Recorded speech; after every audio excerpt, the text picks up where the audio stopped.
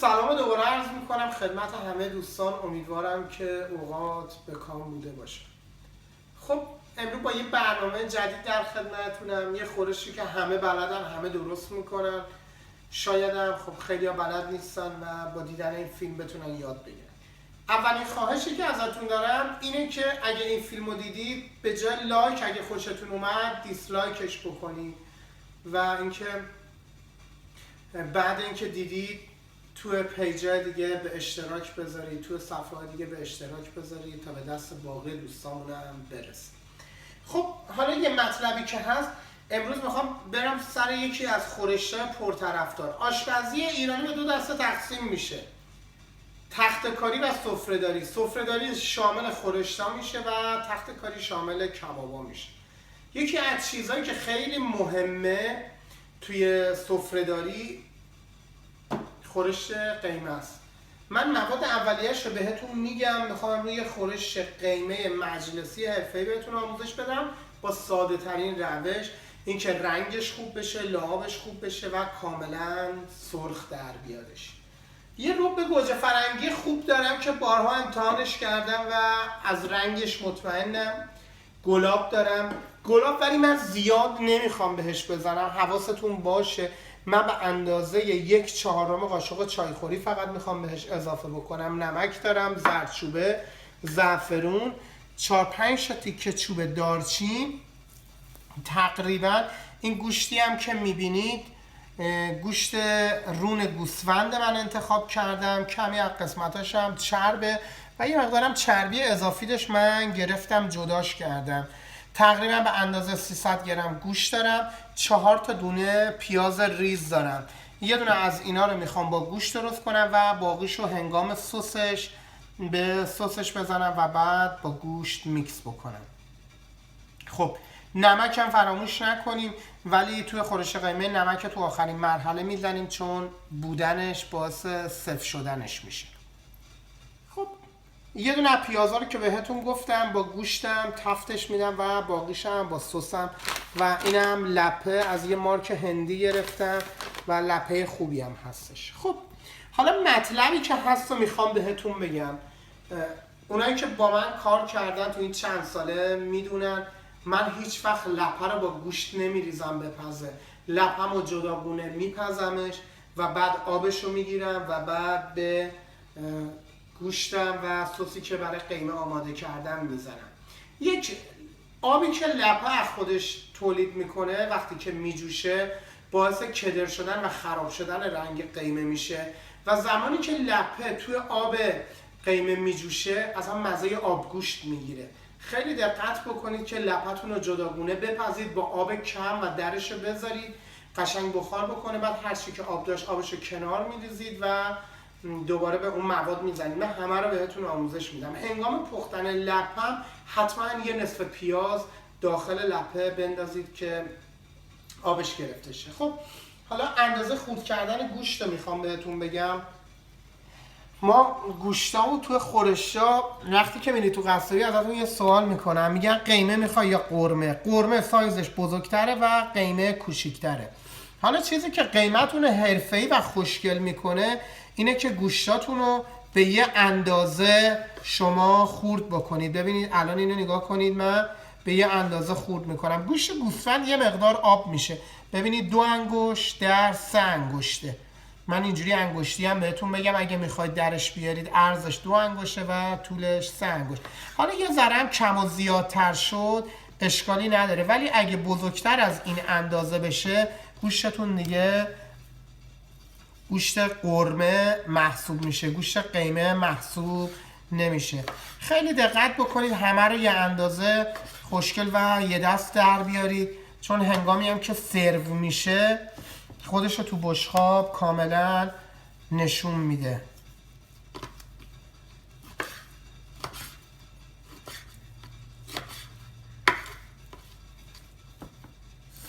من توی قرمه سبزی دیدید قلم انداختم برای اینکه بجوشه، ولی این برای اینکه قشنگ روغن بندازه نیاز نیستش که ما از چربی زیادی استفاده کنیم. اگه درست مرحله به مرحله اینو ما انجامش بدیم اصلا نیازی نیستش که پر روغنش بکنیم. بعضیا فکر میکنن خورشت با چرب شدنش خوشمزه تر میشه، ولی اصلا اینطور نیست. خب اینم پیازا رو من همه رو میخوام به این شکل خلالی در بیارم. تمام پیازا رو باید به یه اندازه کنید، ولی چون من میخوام اینو تفتش بدم گوشتم و قرمش رو آماده بکنم، نیاز دارم که بهش کمی پیاز بزنم تا بو زخمش گرفته شه.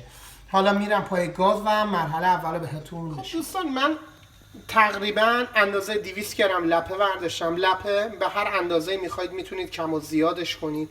لپه‌مو یه بار شستم برای اینکه خاک و گلی که داره از بینش بره. حتما بشورید، اکتفا نکنید به اینکه تمیزه. و یه نصف پیازم داخلش انداختم که با لپم بجوشه. این یکی اون تکنیکاییه که باعث خوشمزه شدن خورش قیمه میشه. تو این فیمابینم من اومدم روغنم رو ریختم داغ بشه و گوشت و اون نصف پیازی رو که با همدیگه خورد کرده بودم و آماده کردم تا بهشون یه تفت بدم. حالا اینا رو من اضافه میکنم، هر جفتش هم با همدیگه همزمان اضافه کنید. یه چیز از خورش قیمه بهتون میگم، هر چیزی که توی خورش ها، هر مقداری که میزان خورش بیشتر میشه، خب معلومه که خوشمزه تر و پر رنگ و لابتر میشه.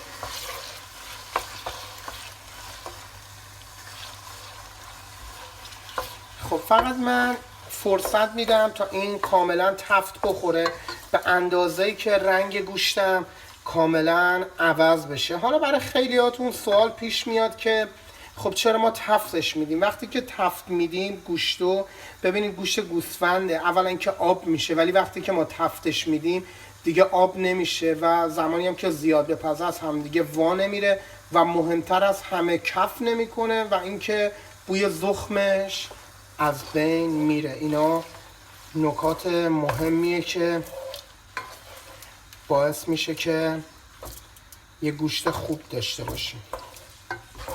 حالا توی این مرحله که اینا دارن سرخ میشن، من زردچوبه‌شم میذارم یک مقداری تقریبا رنگ و لعاب بگیره. توی این فرصت من میتونم چوب دارچینم هم بهش اضافه بکنم.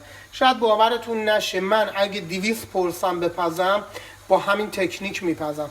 اول میام حساب میکنم اگه برای 3 نفر میخوام بپزم، یه دونه قیمه مجلسی دارم، برای هر نفر من 120 گرم گوشت میذارم.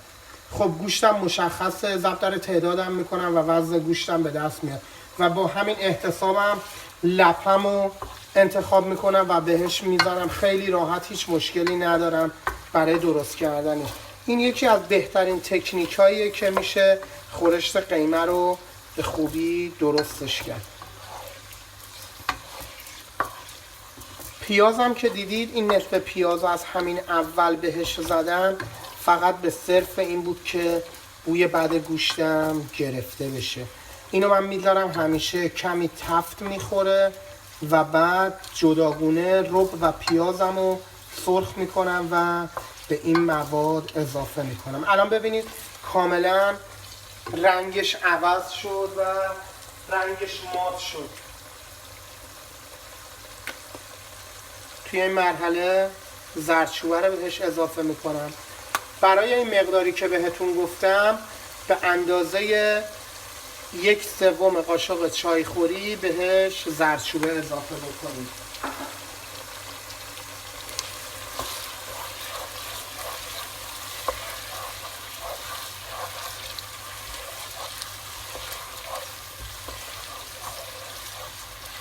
خب اگرم خواستیم بهش آب اضافه کنیم، حتما مراقب باشید که آب گرم بهش اضافه کنید. آب سرد بهش بزنید این خورش دیگه هیچ ارزشی نداره، برای اینکه گوشتش دیرپز میشه و طعمش سرد و گرم میشه، خیلی بد در میادش.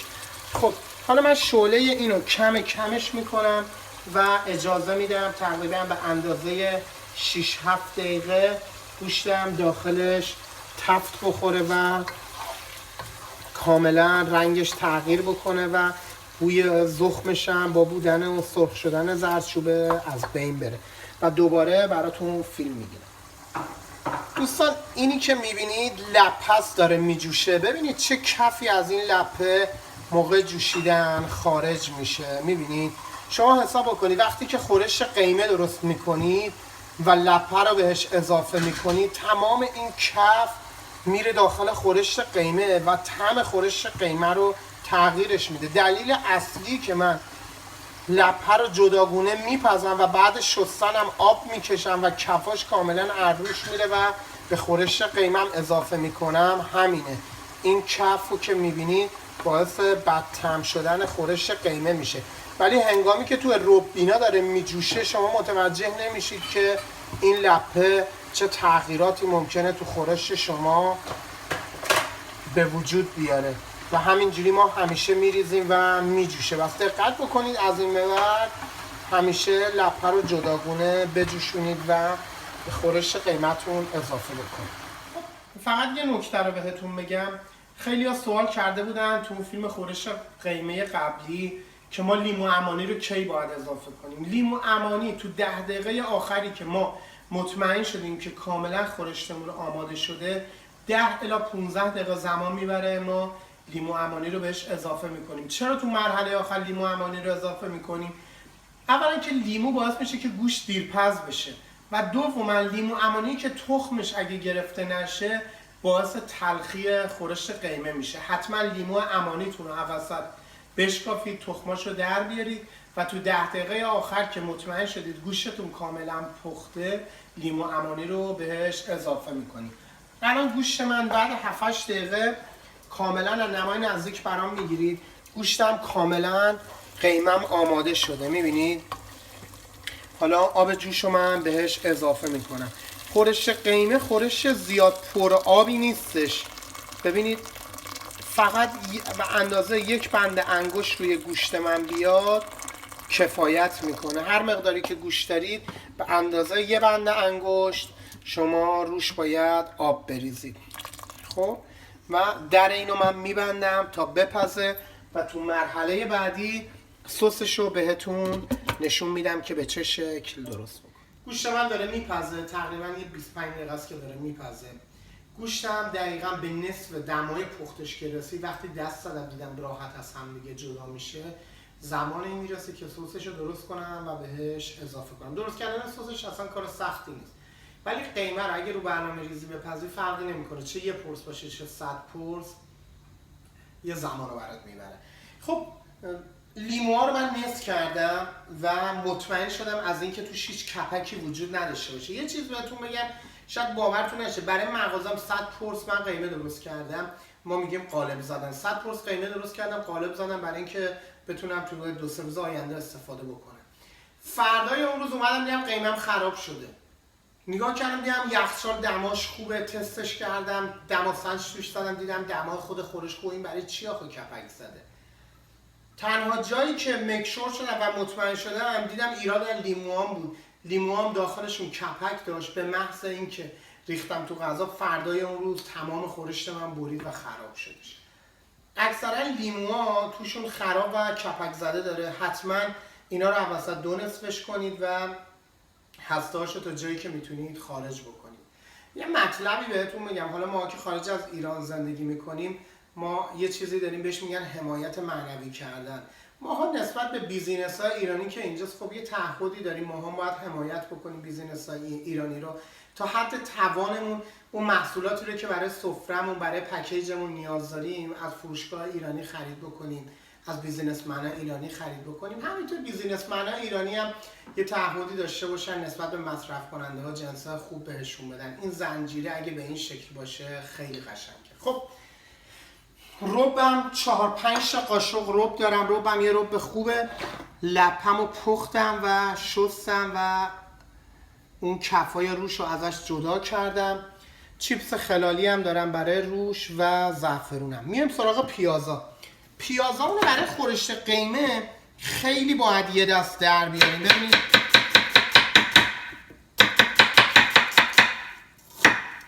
اگه پیاز کوچیک داشتید خلالی و اگه پیازتون درشت بود اینو وسط دو نصفش میکنید، نیم خلالی.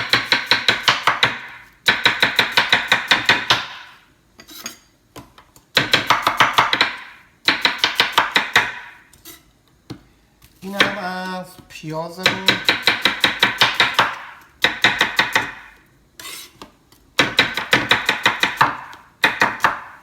خب پیازم هم آماده شد. خب پیاز من نمیخوام پیازم کاملا حل بشه و از بین بره، ولی دوست دارم تو خورشتم کاملا نرم باشه و اینکه پیاز خودشو راف نشون نده، تو خورش خودشو نشون نده، ولی اگه نرم باشه خوبه. ولی اگه از اول خورش ما بذاریم این پیاز بپزه، وسط خورش این پیاز محو میشه. برای یه بارم که شده اطمینان کنید به من و طبق روشی که بهتون یاد میدم درست بکنید و کیفیت رنگ و طعمش هم میتونید تجربه بکنید. خب من میرم پای گاز و دوباره براتون فیلم میگیرم و میگم که باید چیکار. خب اول میام سر خورشتمون. توی این مرحله قبل اینکه روبو بهش اضافه کنم زعفرونم رو بهش اضافه میکنم و لیوانش هم میذارم کنار، بعد توش یه چای میخورم.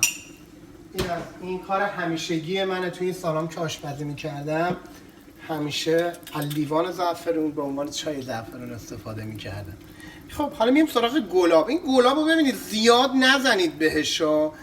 بعضیا میگن قیمه نظری و گلاب زیاد بهش میزنن، به خصوص تو ایران تو محرما درست میکنن. ببینید خیلی کمه، به اندازه نصف قاشق چایخوری گلاب خیلی کم بهش اضافه میکنیم.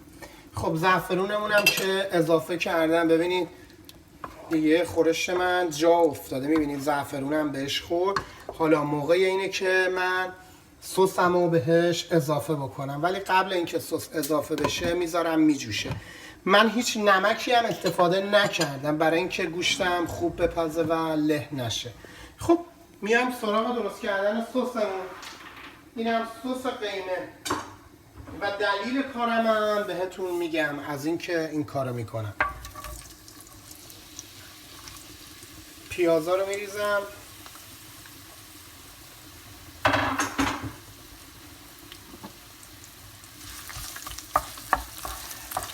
و یه تفت کوچیک به پیازا میدم به اندازه‌ای که پیازام تقریبا نرم بشه و وقتی که نرم شد دوباره براتون فیلم میگیرم و نشون میدم که چیکار باید بکنم. خب پیازا هم ببینید کاملا نرم شد، پیازاق نمیخوام بکنمش. تقریبا 4-5 دقیقه زمان برد که این پیاز نرم شدش. قیمه و قرمه سبزی جزو اون خورشایی که تازه فرداش خوشمزه تر میشه. هیچ وقت از زیاد بودنش نترسید و همیشه به اندازه 1-2 وعده بیشتر درست بکنید. خب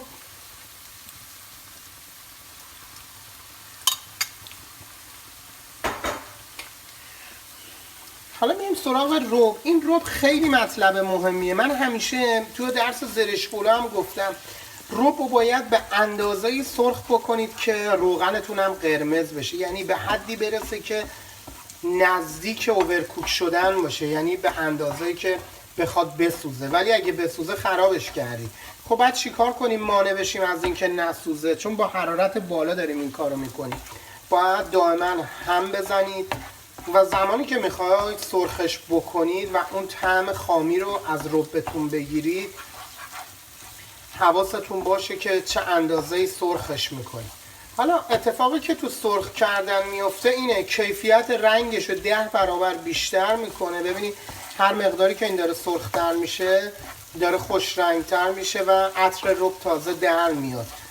خیلی از رب‌ها بوی خامی دارن. حالا من خیلی گشتم تا تونستم یه رب خوب برای غذاها پیدا کنم و زمانی که آشپزی صنعتی میکردم هم خیلی دنبال این بودم که یه رب خوب پیدا کنم. ولی خب این ربیه که من ازش خیلی راضیم، ولی با این حال بازم من تفتش میدم. اگه تو خورش قیمه ربتون رو تفت ندید خورش قیمتون مزه آبگوشت میگیره، هیچ تفاوتی با هم دیگه نداره. و اینم بدونید من حتی برای آبگوشت باز هم ربمو سرخ میکنم برای اینکه اون چیزی که میخوام رو به دست بیارم. یه ذره نزدیک میگیرید. ببین روغنم داره کاملا، روغنی که کفه داره کاملا قرمز میشه.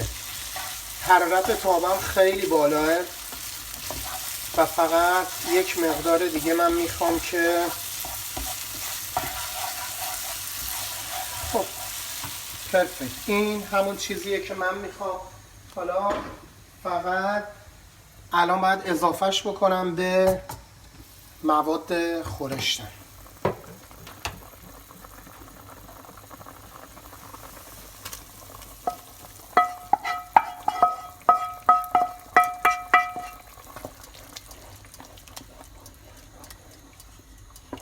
کمی همش میزنم تا رو خودشو باز کنه.